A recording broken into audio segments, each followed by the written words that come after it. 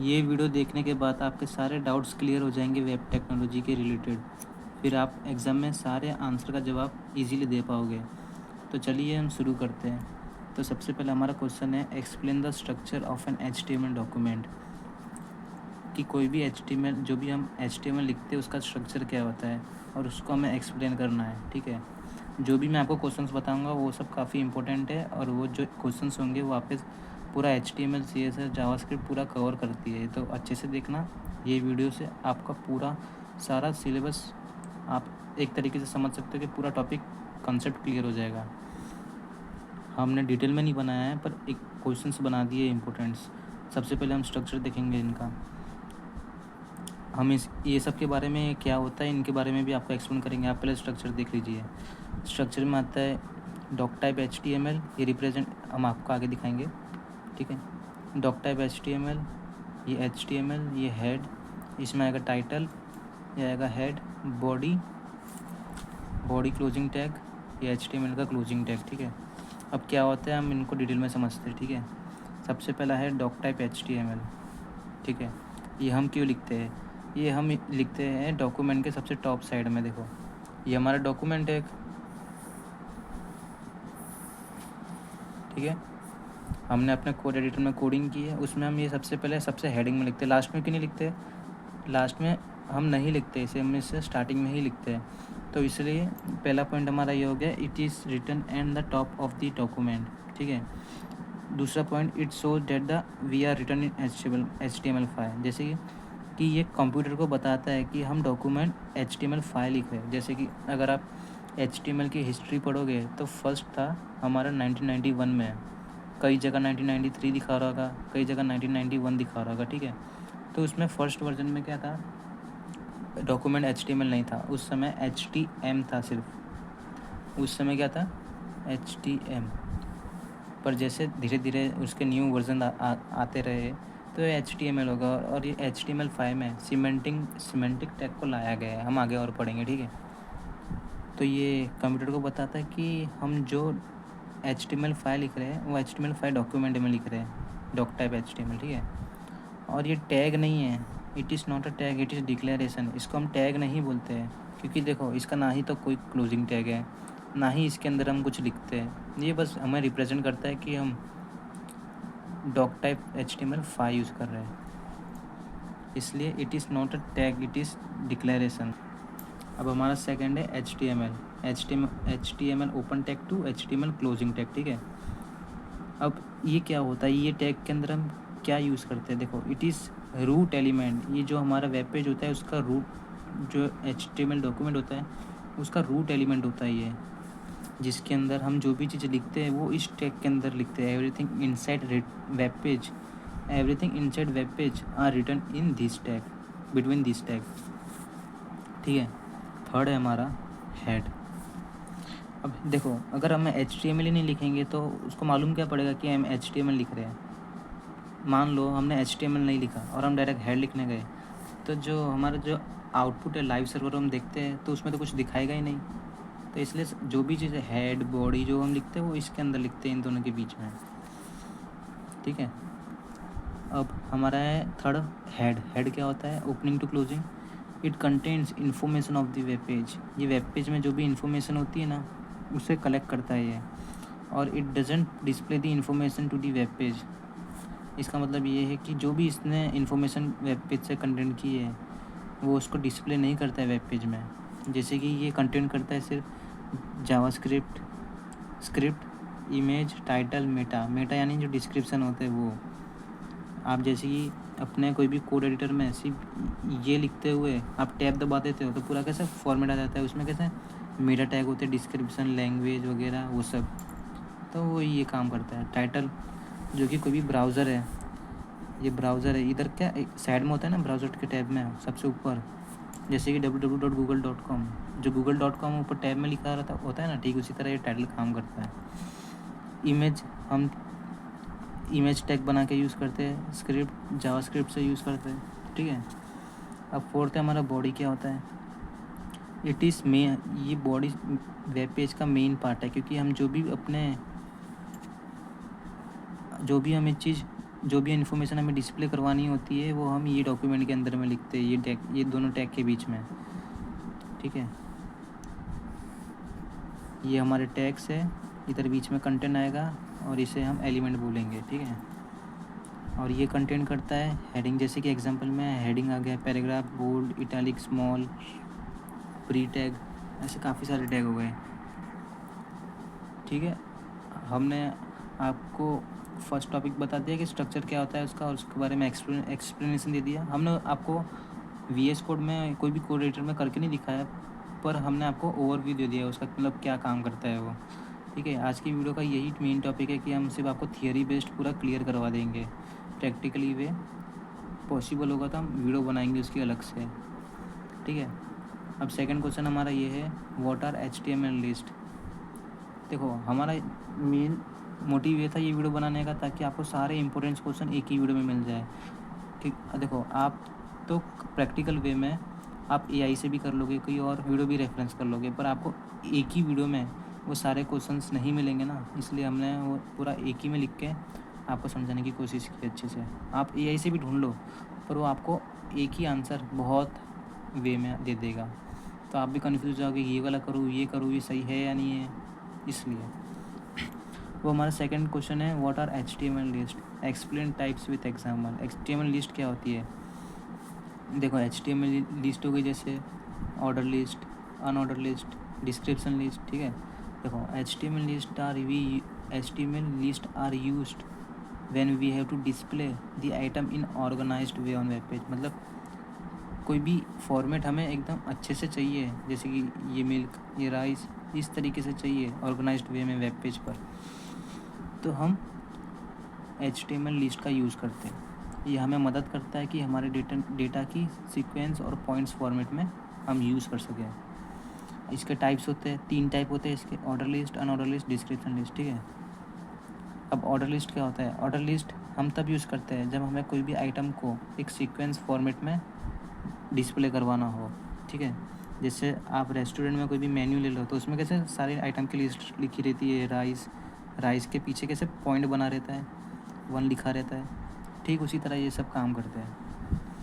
अब first point तो ये हो गया कि सीक्वेंस फॉर्मेट के लिए हम ये ऑर्डर लिस्ट यूज़ करते हैं। सेकंड पॉइंट ये है कि ऑर्डर लिस्ट यूज़ करता है ओवल टैग यूज़ करता है ऑर्डर लिस्ट। मतलब हमें कोडिंग करनी होती है तो हम ये टैग का यूज़ करके उसमें कोडिंग करेंगे। और each items and elements are written in list tag. मतलब पहले ओवल टैग बनाएंगे, ओवल टैग के अंदर में लिस्ट टैग आएगा। अब यहाँ पे लिखेंगे मिल्क तो आंसर में आएगा मिल्क, ठीक है। इस तरह से काम करता है ऑर्डर लिस्ट। देखो हमने एग्जांपल भी बनाया है, doc type HTML head type, ये हेड पार्ट हो गया, और ओवल टैग बॉडी पार्ट के अंदर में लिखा जाता है, ठीक है। बॉडी, ऑर्डर लिस्ट, मिल्क, हमने ये एग्जांपल लिया है आपको बताने के लिए कि आउटपुट किस तरह से आएगा।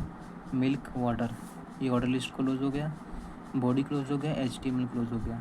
अब इसका आउटपुट आएगा 1 मिल्क। और जो ये फॉर्मेट दिख रहा है ना, इसको बोलते हैं हम सीक्वेंस फॉर्मेट, 1 2 3 4 इस तरह से, ठीक है। अब अनऑर्डर लिस्ट क्या होता है? तो अनऑर्डर लिस्ट हम तब यूज़ करते हैं जब कोई भी आइटम इम्पोर्टेंट नहीं होती है, तब हम उसे यूज़ करते हैं। और अनऑर्डर लिस्ट यूज़ करता है UL टैग, जैसे OL में, ऑर्डर लिस्ट में OL और अनऑर्डर लिस्ट में UL, ठीक है।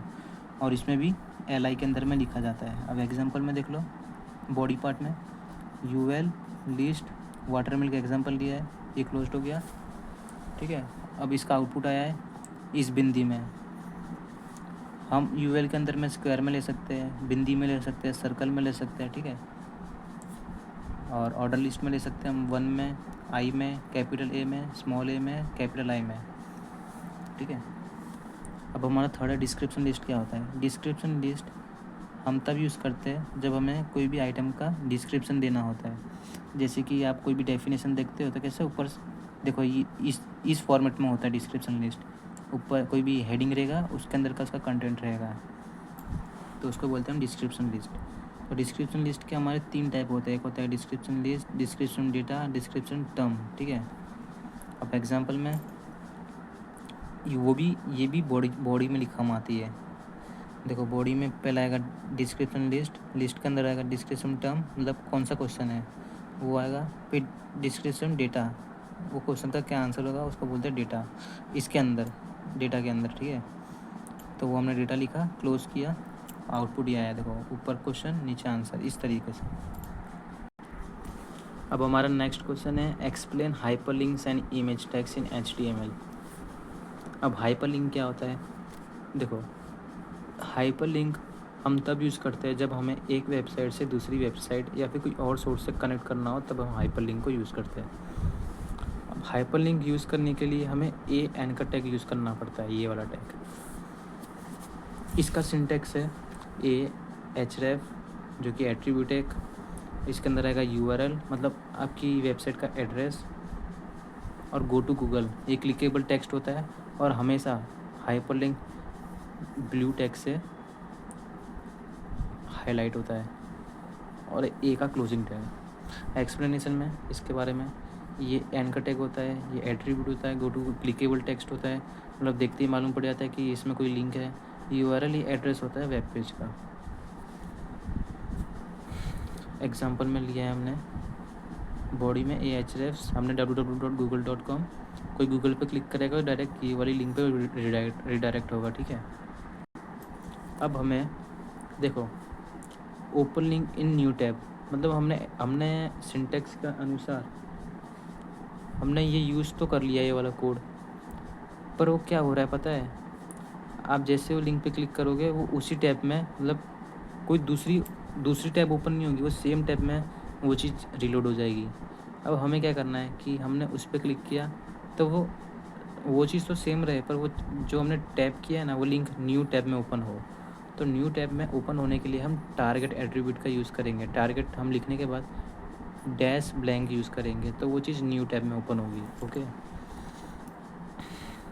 अब इमेज टैग क्या होता है, इमेज टैग हम तब यूज़ करते हैं जब हमें अपने ब्राउज़र में इमेज को डिस्प्ले करवाना होता है, और इसे हम एम्प्टी टैग कहते हैं। इसमें कोई क्लोजिंग टैग नहीं रहता है। जैसे कि सिंटैक्स है, इमेज सोर्स आएगा, सोर्स के अंदर इमेज का पाथ आएगा, जो भी इमेज आपको डिस्प्ले करवानी है। अब अल्टीमेट टेक्स्ट, इसका मतलब क्या है, जैसे कि आपने इमेज तो डाल दी है, पर जब वेबसाइट ओपन करते समय इमेज वो आई नहीं है, लोड हो रही है, लोड होते जब तक लोड हो रही है तब तक ये टैग्स जो हमने लिखा है वो डिस्प्ले करेगा। एक्सप्लेनेशन में इमेज टैग यूज़ होगा, सोर्स में इमेज की लोकेशन, मतलब लोकेशन है फिर पाथ जो इमेज डिस्प्ले करवानी हो। ऑल्ट में आएगा if the image loading, then जब तक लोडिंग हो रही तब तक हम अपनी टेक्स्ट को शो करवाएंगे। अब हमारा नेक्स्ट क्वेश्चन है explain HTML table structure with example. देखो HTML टेबल हम तब यूज़ करते हैं जब हमें डिस्प्ले करवाना होता है डेटा को रोज़ और कॉलम्स में, ठीक है। जैसे कि कैलेंडर ले लो, वो भी रोज़ और कॉलम्स में, कोई भी चार्ट ले लो, ठीक है।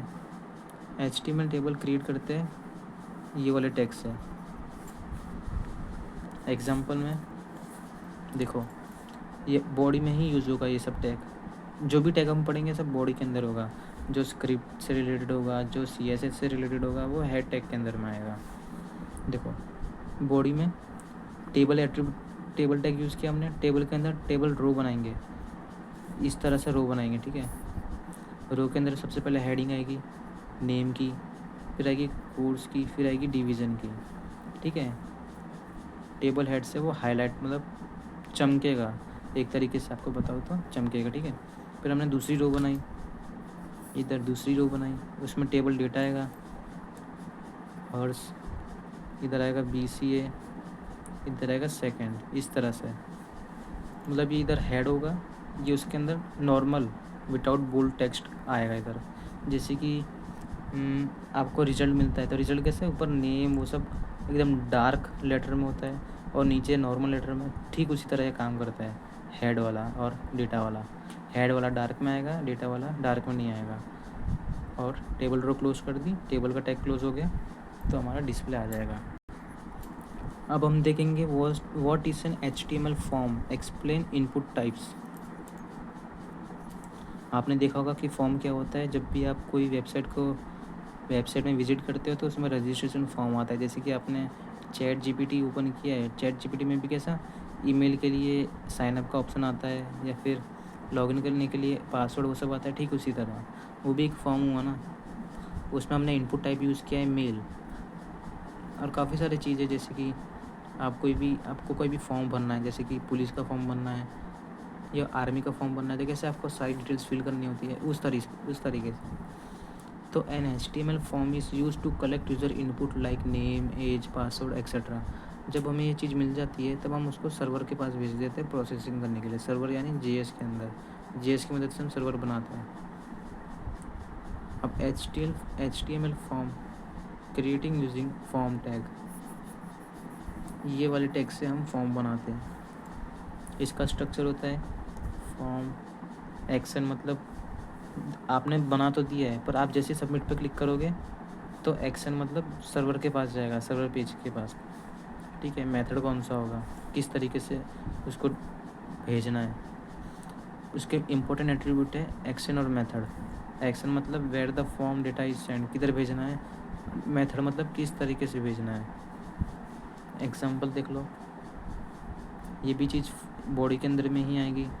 फॉर्म यूज़ किया टैग, उसके अंदर एक्शन submit.php, मेथड पोस्ट या फिर गेट, कोई भी यूज़ कर सकते हो आप। अब इधर आएगा नेम। सबसे पहले इनपुट टाइप क्या है हमारा, टेक्स्ट।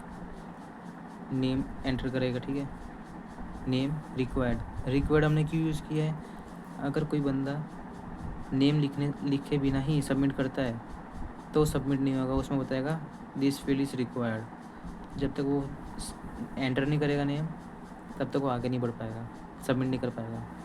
और BR टैग हमने इसलिए यूज़ किया है ताकि 2 लाइन नीचे ब्रेक हो, जैसे कि देखो ये दोनों ब्रेक हो गई तो उस लिए BR टैग यूज़ करते हैं, ठीक है। पासवर्ड के लिए हमने टाइप दिया है पासवर्ड, कोई भी एंटर पासवर्ड करेगा तो इस तरीके से आएगा स्टार की तरह, मतलब उसको डिस्प्ले नहीं होगा, ना ही हमको होगा। एज में input type age, name age BR, ठीक है। जेंडर में हम रेडियो टाइप यूज़ करते हैं ताकि 2 में से कोई भी एक ऑप्शन हम चूज़ कर पाए। वैल्यू में आएगी मेल। अब सबमिट बटन आ जाएगा, जैसे सबमिट पे क्लिक करेंगे आगे का प्रोसेस होगा, वैल्यू सबमिट। अब कितने टाइप के होते हैं इसके इनपुट, एक होता है टेक्स्ट टाइप का जो नेम डिस्प्ले करवाने के लिए होता है, एक होता है रेडियो का जो 2 में से कोई एक चूज़ करना होता है, मल्टीपल में से कोई एक, और एक होता है सबमिट का जो सेंड करते हैं सर्वर के पास। चौथा होता है नंबर का जो न्यूमेरिक वैल्यू को एंटर करवाता है। फिफ्थ होता है ईमेल का जो ईमेल एड्रेस को एंटर करवाता है। सिक्स्थ होता है चेकबॉक्स का जो मल्टीपल ऑप्शन हम चूज़ कर सकते हैं। सेवन्थ होता है रीसेट, जो भी हमने फिल किया है उसको रीसेट करना होता हो रीसेट करवा सकते हैं। फिफ्थ होता है डेट सिलेक्ट करने के लिए। फिर फाइल, जो फाइल अपलोड करनी है उसके लिए। अब हम देखेंगे कि सीमेंटिक टैग क्या होता है एग्जाम्पल के साथ। सीमेंटिक टैग वो HTML टैग होता है जो कंटेंट का पर्पस डिस्क्राइब करता है। इसको इंट्रोड्यूस किया था HTML5 के अंदर में, जो आपको मैंने शुरुआत में बताया था ना, HTML5 डॉक्यूमेंट HTML उसके अंदर में। और इसमें इम्प्रूव की गई है रीडेबिलिटी और उसके स्ट्रक्चर, जैसे कि हेडर, नेव, आर्टिकल। अब इम्पोर्टेंट सीमेंटिक टैग कितने होते हैं, पहला होता है हेडर होता है जो टॉप सेक्शन में लिखा जाता है। जैसे कि आप कोई भी वेबसाइट ओपन करते हो तो इधर कैसा साइड में होता है ना, राइट साइड में होम, कॉन्टैक्ट अस, अबाउट, इस तरीके से ये यूज़ होते हैं सीमेंटिंग टैग, उसको बोलते हैं। फिर नेव बार जो लिंक्स को नेविगेट करता है। फिर होता है सेक्शन, आर्टिकल, ए साइड, फूटर जो सबसे लास्ट में लिखा होता है ना, जैसे कि एग्जांपल में बॉडी के अंदर लिखा गया सबसे पहले सेक्शन, उसके अंदर आया आर्टिकल, फिर लिखा है हमने ये दिस इज़ आर्टिकल पैराग्राफ। नेव में हम हैश लगाएंगे, ID, home, about, contact us, A side, related links, इस तरीके से। अब हम देखेंगे नेक्स्ट कि differentiate static and dynamic website. Static और डायनामिक वेबसाइट क्या है, क्या होता है, क्या फ़र्क है इन दोनों में। तो स्टैटिक वेबसाइट आपने नाम से ही मालूम पड़ गया होगा, स्टैटिक मतलब चेंज नहीं होना, सेम चीज़ दिखाना। तो स्टैटिक वेबसाइट वो होती है कि जो सेम कंटेंट दिखाती है यूज़र को, उसमें कंटेंट फिक्स रहता है। हम उसको HTML और CSS की मदद से बनाते हैं और उसमें हम तब तक चेंज नहीं कर सकते जब तक डेवलपर उसको एडिट ना कर दे कोड को। एग्जांपल में notice board, company website notice board, जो भी चीज़ टीचर लिख देती है तो हम उसको तब तक ही देख सकते हैं जब तक टीचर उसको मिटा ना दे।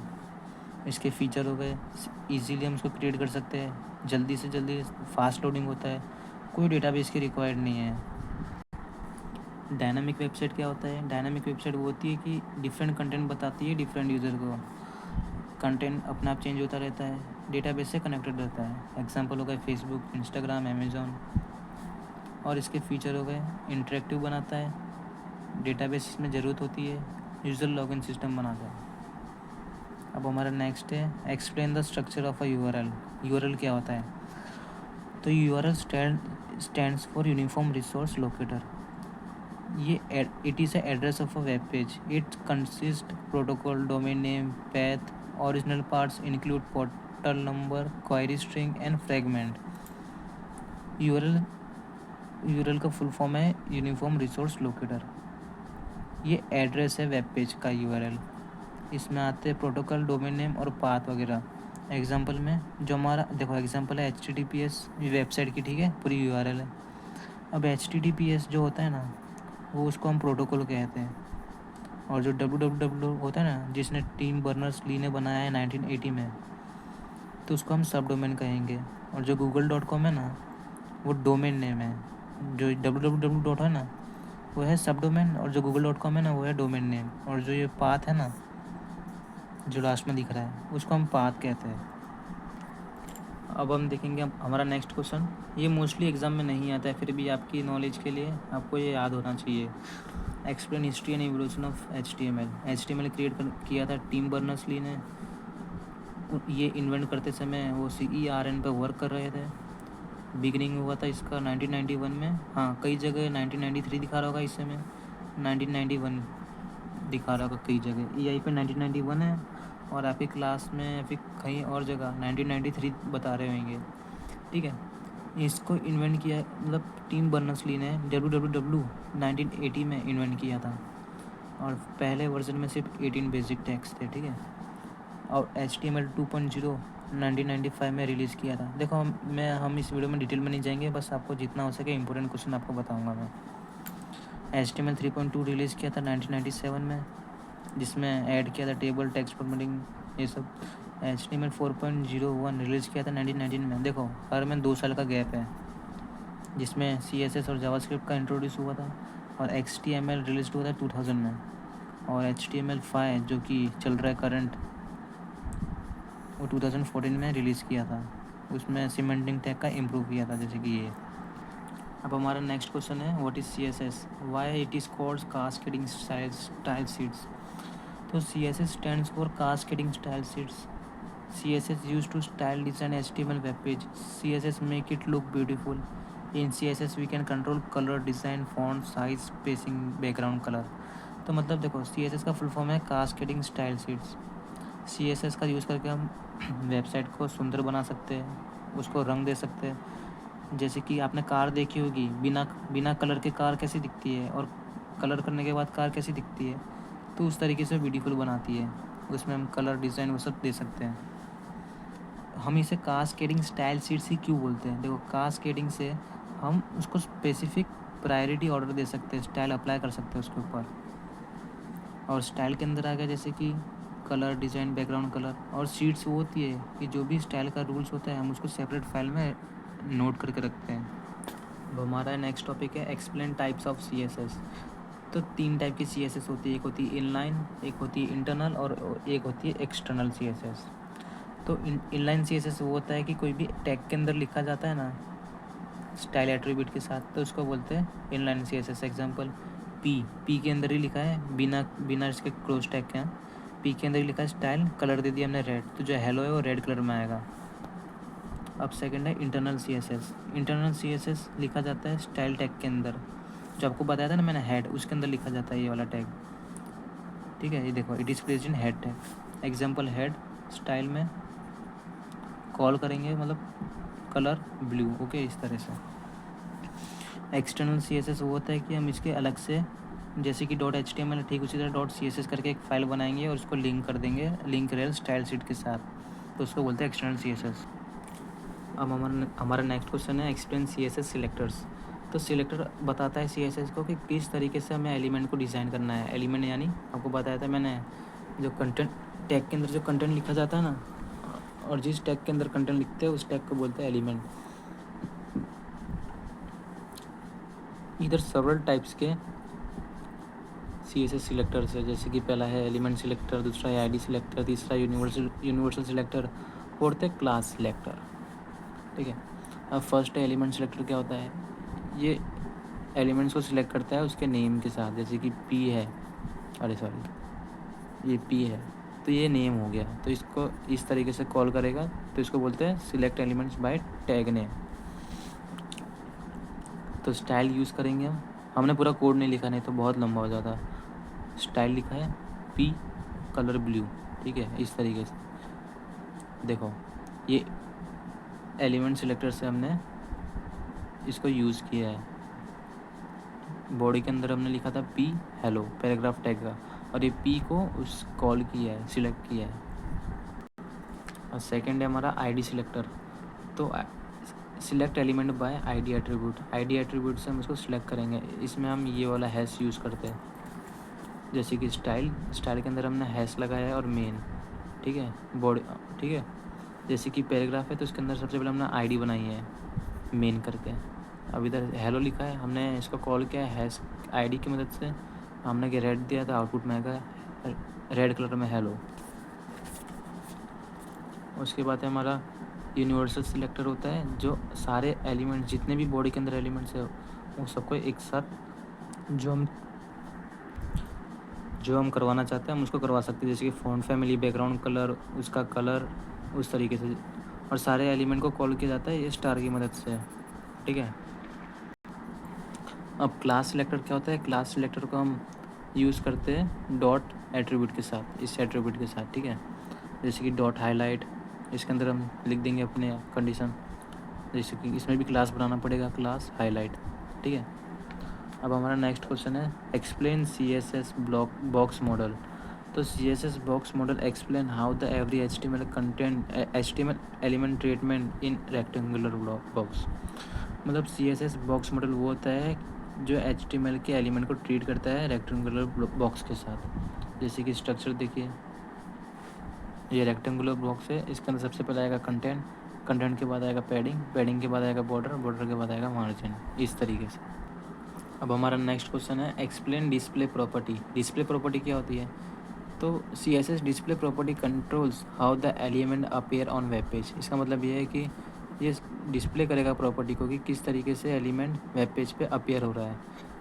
इसमें जैसे कि वैल्यूज़ आती है ब्लॉक, इनलाइन ब्लॉक, ये डिफाइन करता है कि किस तरीके से हम एलिमेंट्स को फुल विड्थ दे सकते हैं, या फिर सेम ही लाइन में विड्थ दे सकते हैं, या फिर पूरा हाइड कर सकते हैं, ठीक है। अब हमारा नेक्स्ट क्वेश्चन है explain flex box and its properties. Flex box वो होता है कि फ्लेक्स बॉक्स CSS की लेआउट डिज़ाइन होती है जो एलिमेंट्स को अरेंज करता है रोज और कॉलम्स में, ठीक है। फ्लेक्स बॉक्स पेरेंट और चाइल्ड के रिलेशनशिप की तरह काम करता है, जैसे कि पेरेंट एक कंटेनर हो गया और चाइल्ड उसके आइटम्स हो गए, इस तरीके से। इसकी इम्पोर्टेंट प्रॉपर्टीज़ हो गई align items, justify content, display, flex direction, flex wrap, ठीक है। अब हमारा नेक्स्ट क्वेश्चन है what is responsive design. Responsive design वो होती है, कोई भी आप वेबसाइट खोलते होंगे तो कैसे आपको अगर मोबाइल पे खोलते हो तो आप डेस्कटॉप साइट ओपन करते हो पूरी स्क्रीन दिखने के लिए, और बिना डेस्कटॉप स्क्रीन के आपको छोटा छोटा दिखता है, ठीक उसी तरह रिस्पॉन्सिव डिज़ाइन काम करता है। मतलब डिवाइस के हिसाब से वो स्क्रीन को दिखना, विजिबल होना। Responsive design is a web design approach make look good work open on all device, जो सारे डिवाइस पे काम करे। वो it automatically adjust layout, mobile हो गया, PC हो गया, लैपटॉप, उनके हिसाब से वो स्क्रीन दिखनी चाहिए, विजिबल होनी चाहिए। इससे क्या होता है कि यूज़र का एक्सपीरियंस इम्प्रूव होता है, इंटरेक्ट होता है, और SEO रैंकिंग के लिए भी इम्प्रूव होता है, सर्च इंजन ऑप्टिमाइजेशन। अब हमारा 17 है explain common CSS properties.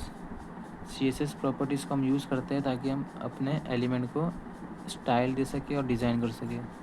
Properties हमने थोड़ी प्रॉपर्टीज़ आपको बताई है एग्जांपल के तौर पे। पहला होगा कलर प्रॉपर्टीज़ में आ गई कलर, टेक्सचर को चेंज करती है, स्टाइल पी कलर रेड, और इसमें जो भी टेक्स्ट लिखा होगा उसको रेड कर देगी। सेकंड हो गया बैकग्राउंड कलर, जो भी टेक्स्ट के पीछे का जो बैकग्राउंड होगा उसको चेंज कर देगी, जैसे कि स्टाइल दिव, इसका जो बैकग्राउंड कलर रेड कर देगी। अब सेकंड प्रॉपर्टीज़ हमारी टेक्स्ट प्रॉपर्टीज़, जिसमें टेक्स्ट को सेंटर राइट या लेफ़्ट अलाइन करेगी। एग्जांपल टेक्स्ट अलाइन सेंटर, तो बीच में कर देगी। अब हमारा नेक्स्ट हो गया है फ़ॉन्ट साइज़, जो टेक्स्ट की साइज़ को बड़ा छोटा इस तरीके से करेगा। देखो style P font size 20 pixel. अब हम देखेंगे जावास्क्रिप्ट क्या होता है और क्यों इसकी ज़रूरत पड़ती है। जावास्क्रिप्ट एक प्रोग्रामिंग लैंग्वेज है जिसकी मदद से हम वेब पेज को इंटरेक्टिव और डायनामिक बना सकते हैं। जावास्क्रिप्ट वेब पेज के अंदर रन होती है। It is needed to make website interactive, dynamic and form validation, create web application, work with HTML CSS। हमको जावास्क्रिप्ट की ज़रूरत इसलिए होती है ताकि हम उसको HTML और CSS के साथ वर्क कर सके, वेब एप्लीकेशन बना सके, उसको इंटरेक्टिव बना सके यूज़र, और फॉर्म वैलिडेशन बना सकते हैं और डायनामिक बना सके। ठीक है, जावास्क्रिप्ट में डेटा टाइप्स होते हैं। ठीक है, जावास्क्रिप्ट में 2 तरीके के डेटा टाइप्स होते हैं, एक होता है प्रिमिटिव और एक होता है नॉन प्रिमिटिव। प्रिमिटिव में आ गए जैसे कि नंबर, स्ट्रिंग, बुलियन, सिंबल, नल एक्सेट्रा। नॉन प्रिमिटिव में आ गए फंक्शन, एरे और ऑब्जेक्ट। ठीक है, अब प्रिमिटिव में एग्जांपल है जैसे कि पहला है नंबर। और एक बात याद रखना, जैसे कि हम C++ प्रोग्रामिंग करते थे तो उसमें कैसे इंट, फ्लोट ये सब लगाते थे इसके लिए, तो इसमें हम लेट लगाएंगे।